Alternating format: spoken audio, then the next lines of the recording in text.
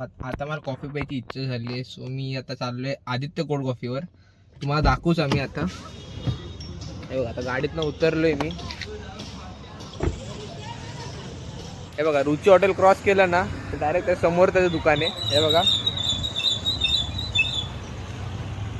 तर आपण दुकानावर आलोय आता. Hi sir. हाय. आपल्याकडे काय काय भेटतं? आपल्याकडे कोल्ड कॉफी आणि मिल्कशेक सगळ्या फ्लेवरचे भेटतात. हा, तुम्हाला आम्ही काय पाहिजे ते देऊ शकतो. तर आता आम्ही कोल्ड कॉफी घेऊ एक.